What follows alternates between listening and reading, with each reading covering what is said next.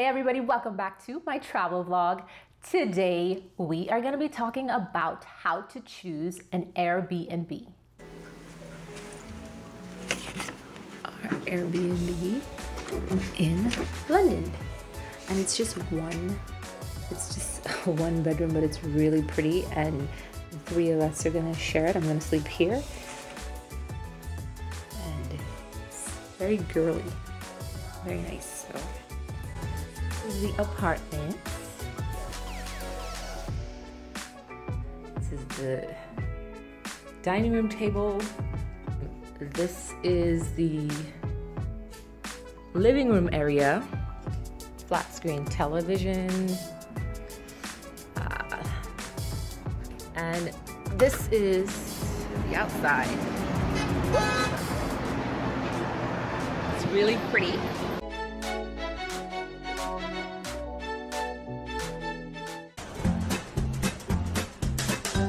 So let's just jump right into it, because that is why you clicked. First things first, if you have not subscribed to this YouTube channel, go ahead and press that subscribe button. I think it's here or here. Press that subscribe button right away. If you have any questions, go ahead and leave it in the comment section and give this video a thumbs up.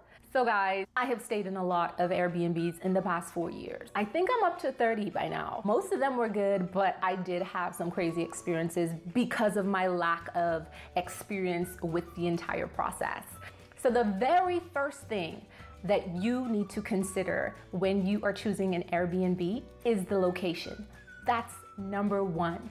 If you plan on taking public transportation, or if you plan on walking everywhere, clearly location is very, very important. I think it's super important that you are at least close to a few restaurants. I think it's also important that you are at least in walking distance to a metro or a train station, if that exists in the place that you are going to. You don't have to be super close to attractions, because you are close to public transportation and it can take you where you have to go on a budget. The second thing that you want to be mindful of when you are choosing an Airbnb, you want to make sure that you read everything that is included and excluded in your Airbnb. You want to know if pickup from the airport is free. That is a thing. Some persons come and pick you up. Other places you probably will pay like a fee of $10, but you want to inquire about pickup and drop off. You want to ask about check-in and check-out. You want to make sure that that correlates with when you land and when you have to leave. You don't want to be stuck outside. If you are going to be there for more than a week or two, you want to make sure that there are pots and pans. Really nice kitchen. Got all the spices and everything here. All of the nice food and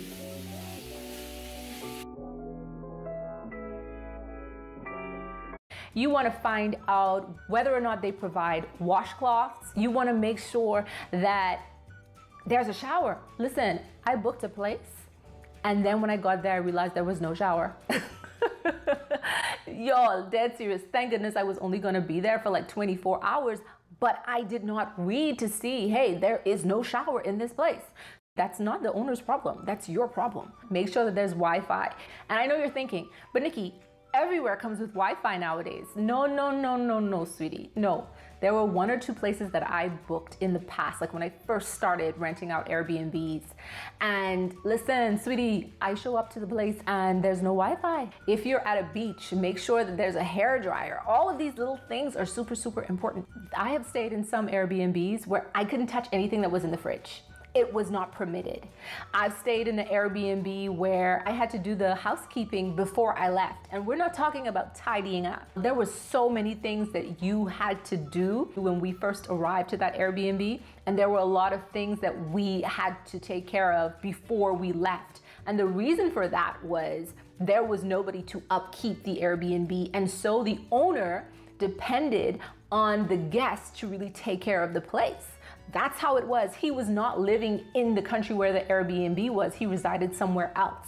And so he depended on each guest to basically chip in. Sometimes they ask more of you than you would expect, and that's why you have to read everything that is included and everything that is excluded. So the third tip, Listen, this should have been number one, but I put it at number three. The third thing is you want to read the reviews. Listen, guys, I can't express to you how important reading those reviews are. When you go through the comment section, you are gonna see people talking about how the place was family friendly. You're gonna see solo travelers talking about how they had or they didn't have a pleasant experience with the hosts or with the accommodations because they were solo travelers. You want to find out whether or not they felt safe in that location, etc., etc. They're gonna let you know whether or not the place really is walking distance to where it says that it is. They're gonna let you know about the hosts. They're gonna let you know about the sheets. They're gonna let you know about the air. They're gonna let you know about the roof.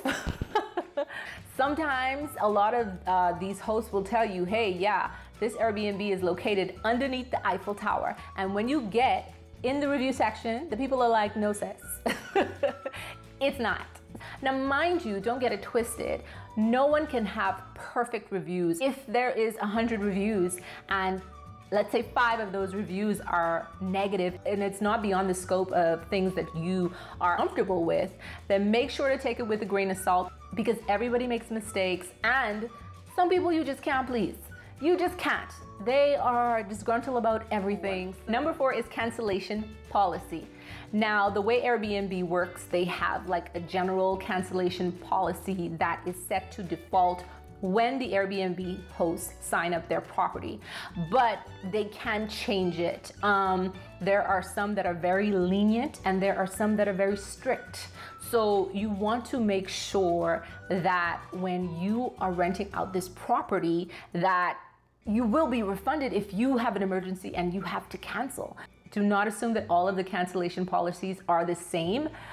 It varies from host to host. So you want to make sure that you're okay with the policy that they have on the property. The 5th tip is to send a message before you actually book your Airbnb. So let me tell y'all what happened to me about 2 years ago. I think this was in Nice, France. I saw this really nice property and it was on the outskirts of Nice. And I was so excited about this property because it was so cute. And it said that it was available. And when I sent the hosts a message, because this is something that I normally do, I always send a message before I book the place. I always send a courtesy message. I'm like, hi, my name is Nikki. I'm traveling from the Bahamas, etc., etc. Want to know if your place is available for these dates. He was like, oh my goodness, I am so sorry. I told my friend who manages the building, I told him to take it down for these dates because I knew that he would be out of town and I would be out of town, etc., etc., etc. And thank goodness I didn't book the Airbnb because I would have been screwed. But yeah, you definitely want to send a message beforehand because a lot of little inconveniences just pop up, right? So you want to be careful. And final tip I want to give about renting an Airbnb is that your host will make or break your experience. When I say that, I mean that, my boy. I mean that. Mind you, sometimes when the Airbnb host is not an active part of your experience, you're good because you're just traversing through this country, this new country by yourself, and you're able to traverse freely and you don't have an issue.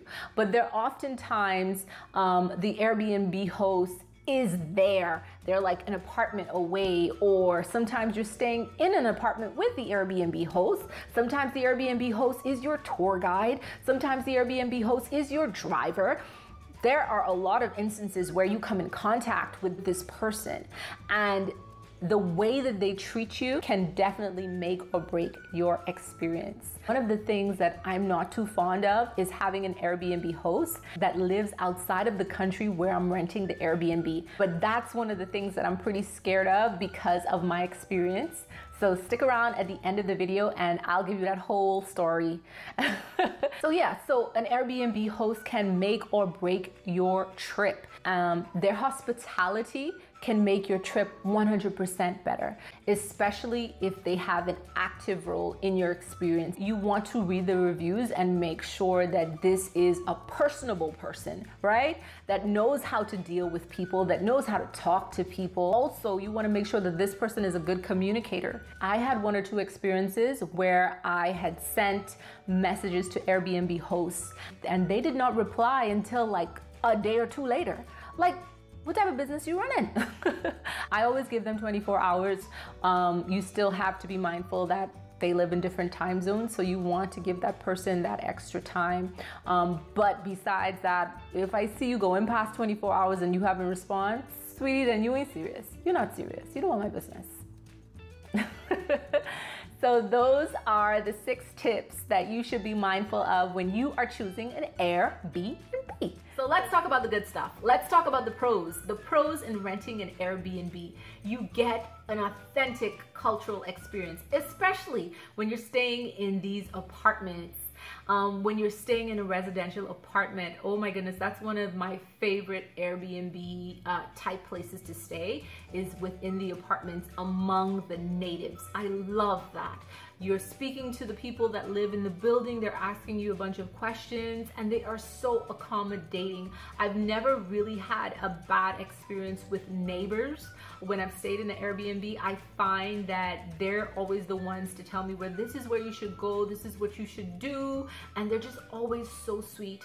And I don't think that you would get that same experience if you stayed in a hotel, because you're there and you're taking the tram and you're going to the local grocery store, so you're really getting that authentic cultural experience. Some of these Airbnbs are just the cutest little things. The A-frame home that we rented when we went to Iceland, I think that's like the second time I mentioned that. That is definitely going to be in the link below. They have a range of options. You want to sleep outside in a tent, that's available. You want to sleep on a yacht, that's available. You want to sleep in a treehouse. If you want to be in a treehouse, that's available. If you want to sleep in an RV, that is available. So there's a range of options, unique options that are available to you. So that's pretty awesome. And the last thing, I find that it is cheaper. In my experience, my Airbnbs have been cheaper than my hotel stay. Also, I want to point out that Airbnb is not sponsoring this video, guys. I just wanted to put this video together so that you guys can see how I just do it. So that's it. Those are my tips. Thank you guys so much for tuning in to this week's travel vlog. See you all next week. Bye.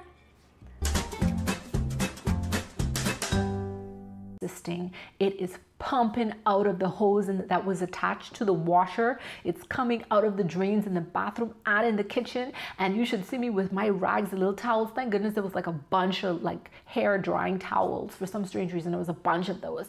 Panicking is not even the word. I am freaking out. And this is the bathroom. Oh, the lighting working out here? What is this? No. To hear the rest of this crazy Airbnb story, head over to my Facebook. The link is in the description below.